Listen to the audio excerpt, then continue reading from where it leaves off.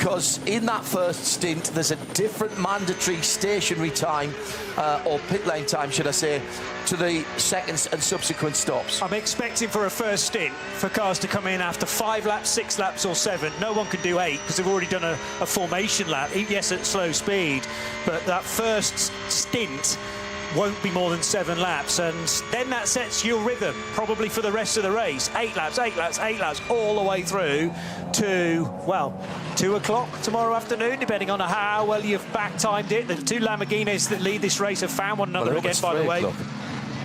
No, what I'm saying is... sorry, yes, yes. That stints carry through till 2. Yes. And then how many laps will it be to finish? Yes. That's the big question. How much fuel do you have left in? Because it's not automatically going to be 8 laps to the finish, but you'll be back timing to 3 o'clock for sure. And then we switch to a different table. Of course we do. Folks, because the final 69 minutes of this race are determined by when the checkered flag is. So from the point of view pitting to when the checkered flag is, that is a sliding scale, but I'm not getting into that now. It's 3:20 in the afternoon. We'll talk about that tomorrow. You may say, hang on a minute, why do you have to have a mandatory fuel stop? Just let them get on with it and the best teams will do the best pit work. There's 2 reasons. One, it's a very busy pit lane. Again, like nowhere else, we have, for the most part, 5 or 6 cars in all of the pit boxes.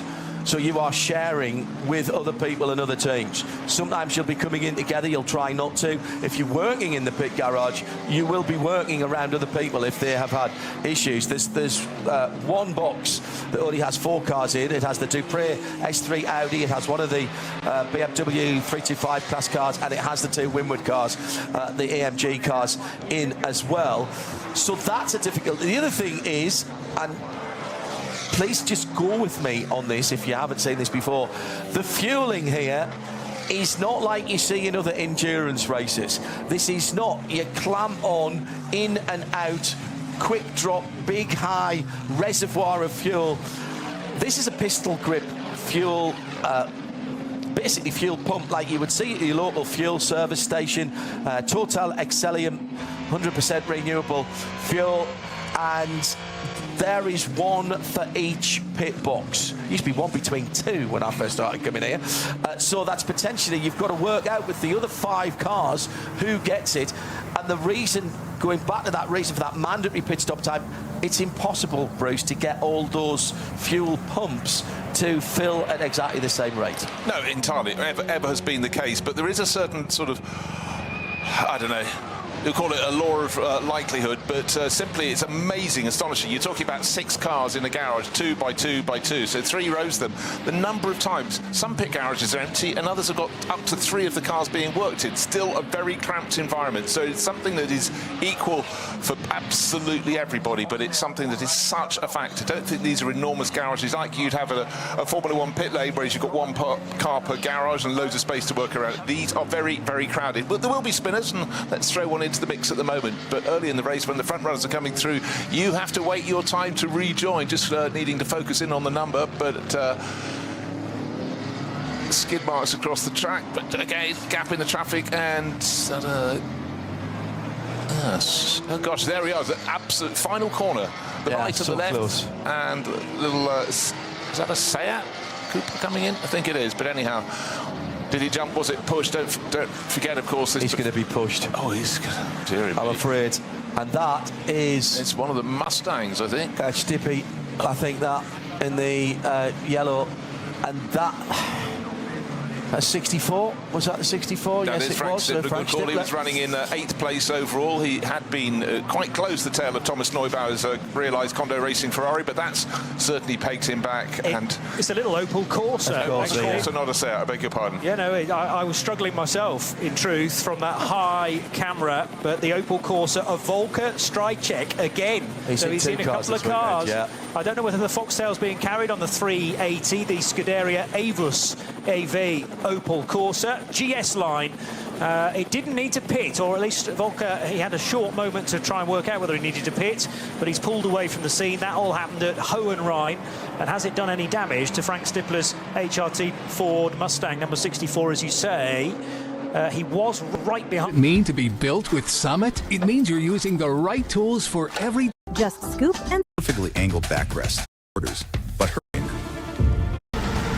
With Safelite, you can get high performance. Ditch hooked it to get the car turned in and pulled round there, and subsequently it was made wider and used part of the track. You can go around the top of there, many people do on track days, and even some of the record attempts that I've seen here don't drop right into there. It's like getting your teeth rattled out on there. Even in a quite softly sprung road car, can't even imagine what it's like in a GT3 car. Although, has to be said, the setup for these cars here is not going to be the same as the setup that you would take to Spa-Francorchamps or even Bathurst or any one of the other great GT3 races around the world. I'd like to see that incident again, actually, that involved Marcel Fugel, Gabriele Piana and Nico Menzel. There was something bouncing around on the track. Now, it was either a bit of car or, worse still, some local wildlife, but it came out of one car and into the next and into the next. I don't know whether it's done any damage to those three, but they're running in 22nd, 23rd and 24th position as we focus in at the moment on Chris Haas's chase to Danny Juncadella, the fourth placed Red Bull sponsored Mercedes, which again takes off. Flansgarten's coming up. Yeah. In fact, we've been through there already. So Stefan Belloff F's, and then the Schwalbenschwanz, the second concreted area, the strip, which the race-leading Lamborghini of Marco Mappelli gets to now. Well, Johnny, your wish is our command, thanks to our colleagues. So it's right at the bottom. It was indeed the strakes on the left rear of the Audi and the right front of that number 5 Porsche. So I think two different parts of two different cars. The Max Kröser 75 leading alternative technology car, the 75 Audi in 22nd position, and chasing them one of the SP9 top class cars, Gabriele Piana for Black Falcon in that gold and red machine.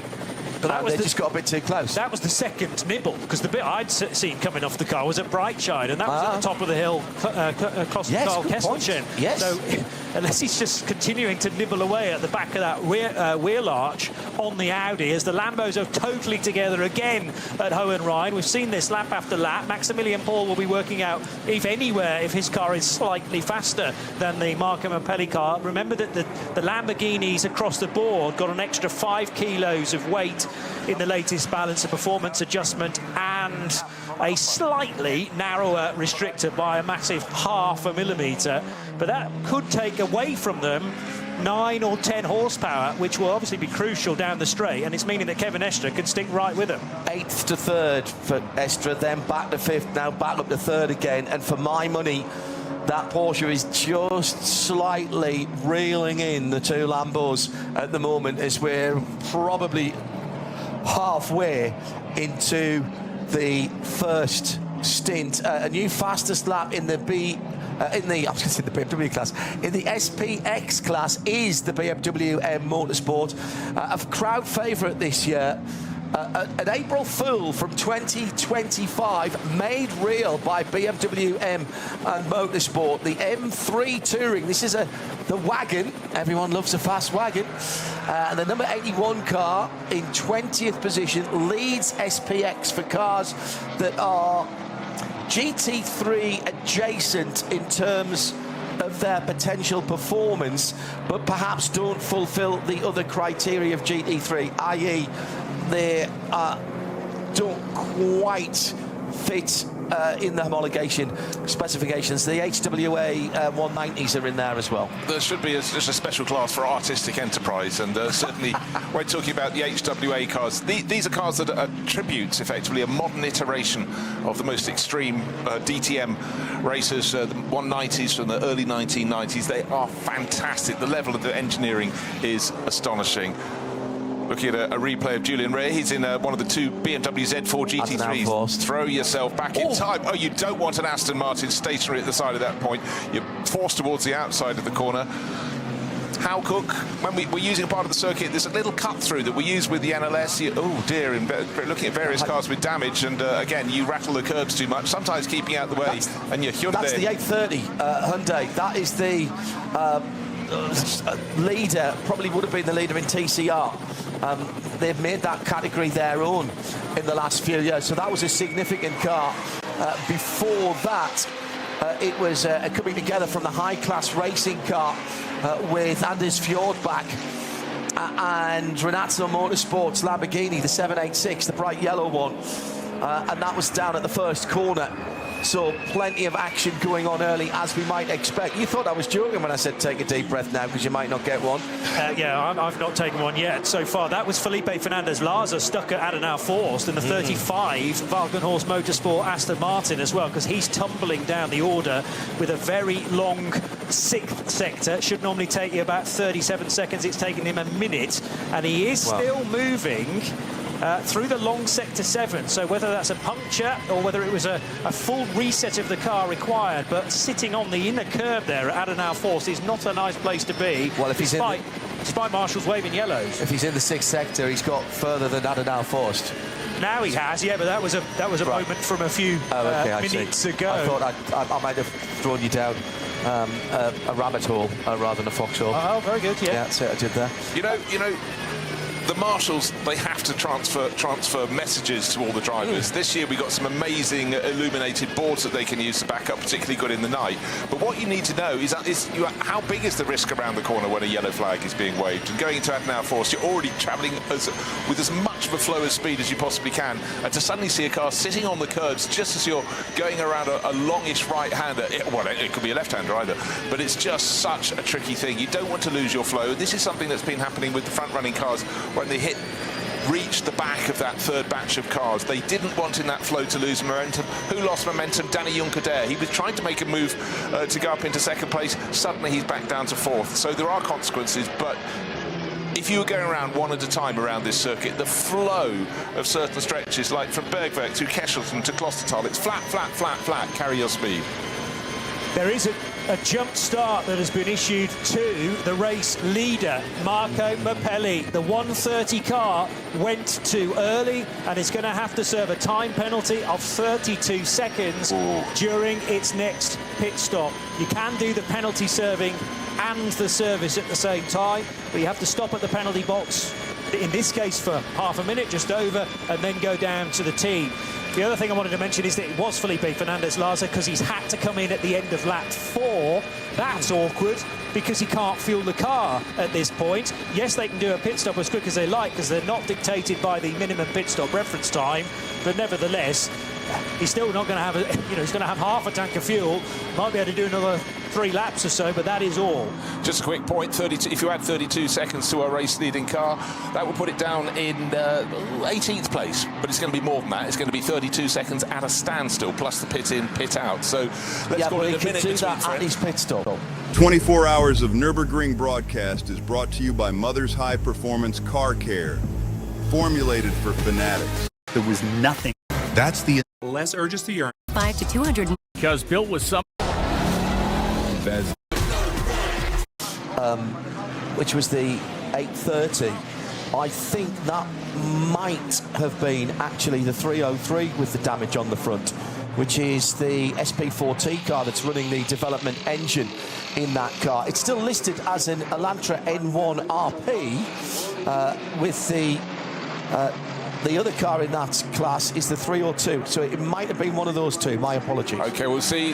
On to the end of lap 5. Johnny called it perfectly. A lot of the cars from the top 10 coming to serve the pit stop. First chance in racing trim to see that fantastic BMW M3 Touring body shape. So they've come in. So they are. There we are. Estate car, not enough wheels. They'll stick some of those on and go back into the race. But they have blinked first, along with about 10 other front runners. But still out. The overall lead still in the hands of Red Bull Team AB. But we know that Marco Mappelli in that number 130 Lamborghini has got 32 seconds extra at a standstill at his pit stop, and the sister car that started equally with it on the front row, the pole starting car, fastest lap of the race to Mirko Bortolotti. He's up to 40th position. If he doesn't pit at the end of this lap, which I don't think he will, he'll get up towards the tail end of the top 20. So he's again got the pace, but he must have some choice words inside his helmet for just picking up that puncture. Little clash with Danny Junkerdeer's Mercedes as they exited the Cow Cook on lap 1. Tidy overtake from Mauro Engel in the hastily repaired 80 Ravenel-sponsored Mercedes. He's now up to 10th, getting ahead of Tim Heinemann in the Falcon Motorsports Porsche. In the pit lane for the Dur McLaren, running in the Michael Schumacher tribute livery, the a bit burger blue and yellow. What's that, B192? Benetton? Blue and yellow B194, I think, or 5 actually. But right. Hey, just big numbers. It's the Schumacher tribute livery anyway. That bit I got right. So a nice, comfortable, gentle, unrushed, unhurried pit stop. No need to run around like mad. Driver change going on. Well, it was the driver with most remarkable elements on the first lap. Mirko Bortolotti puncture just as he left the Vidal chicane, needed to turn sharp right across the traffic, found a gap, came in, got a replacement left rear tyre after that contact, went out, set the fastest lap of the race. He's out of the car. We'll yet to see who's clambered on board, whether it was Luca Engstler, the driver who set that pole position time, or Swiss racer Patrick Niederhauser. But you're quite right. These long, measured pit stop, all fine, but just frustration to be on the front row. You worked so hard in the 3 qualifying sessions to get, you know, to get away from all the trouble, and yet not the best of starts, and you got a clatter, you get the puncture. 195, that's right. Johnny found the press release. So the car sitting with no wheels on looks a bit bizarre. And just a bit further down, the bright red GT2 version of the KTM.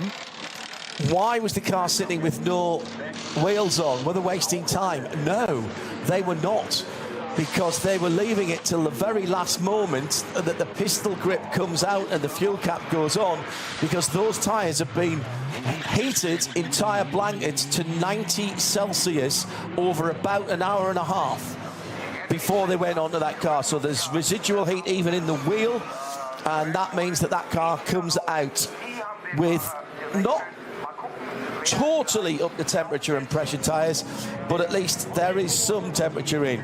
Dacia Logan in for its first pit stop. Everything they do is leisurely. They do, but Oliver Kraser getting out of the car. You know, it's the hero car, this one. It's the one that gets so much attention. Oh, are they putting diesel in by mistake? No, but again, it's just that element when you look at a simple fuel pump. Yeah. It just seems wrong. Not so wrong with the Dacia, you know, sort of, it's a bit more believable. But when you look at the front-running cars in SP9, that's the class for GT3 cars, it seems so. Are you really sure about this? But anyhow, equal for everyone. Got a note from Felipe Fernandez. Lost fuel pressure and coasted to a stop for a bit. I tried to reset it, but I think there was something else wrong as well. He's back to the pits, and the guys are checking the car to see if they continue. So that is the number 35 Aston Martin Vantage, the MR GT3 Evo. Like I say, because he'd come in after only 4 laps, they can't put more fuel in it, not allowed to until the end of lap 5. So if it is a fuel supply problem, yes, you can't send it back out again, because it's still going to have that issue. If it's a pickup, maybe it could be as simple as putting, you know, a brimmed tank in, or at least that would help them out. But the rules don't allow it. Now down the hill towards Brunchen, it goes Christopher Haase. No, we're a bit further around than that, but chasing the Mercedes. Flatsgarten will be the next corner up as the green and white Lamborghini of Marco Mappelli, still carrying this penalty of 32 seconds, remember, but they'll serve that during its first fuel stop. Ice Curve, which is where Kevin Estre got ahead of Maximilian Paul a handful of laps ago, and the gap's coming down actually between the second of the Lamborghinis and Danny Juncadella in the Mercedes. I like this tactic from Mappelli. He'll stay out as long as he can, because he is on a hot tyre on a car that's burning through fuel. All right, he's got to go through traffic here, but this is a circuit in these conditions with relatively cold air and track temperatures where staying out longer and getting the benefit of everything being up to temp and pressure and the driver in the groove, that might give you a performance advantage. He's going to have to lose that 32 seconds in the pits, but right now he's going well. Keep him out there. Another element for that, John, he's also the first of the SP9 class cars coming through, so he's the one that flashes the lights, closes up super fast. When the other ones in behind in his train come through, a driver is often already out of position and therefore not necessarily where they need to be. But along the Dottinger they go, you go to a little drop, it stays flat, and then you move through another car. Well, there's representation on the screen. 130, that's our race-leading car, Marco Mappelli. 32-second time penalty, but along the Dottinger, he's not having anyone else gaining on him. So where did he jump? That's the question. The start line's further down. Red light, red light, red light, red light, still red light. They went under the bridge, they couldn't see them. Well, they went under the gantry with the start light. Next red light still on now, green. So, that was tight. That was super tight. And this is the new start line. This has caught them out. This is the new start line. Looking back from the first corner, it doesn't look like he's jumped at all. I was looking at the Mustang on the pit wall side who jumped across to one side. There was a couple of cars, an AMG, that jumped on the right-hand side and broke the lines. OK, so now he's in. In fact, I just thought at the time that Marco Mappelli had made a slightly better start than the sister Lamborghini, the other side of the front row, the pole-starting car with Mirko Bortolotti, not by a huge margin, but Mappelli will get out and no doubt beat himself up for that, because when you've been in such a strong starting position, you know, you're going to need to really make sure you nail it. He didn't.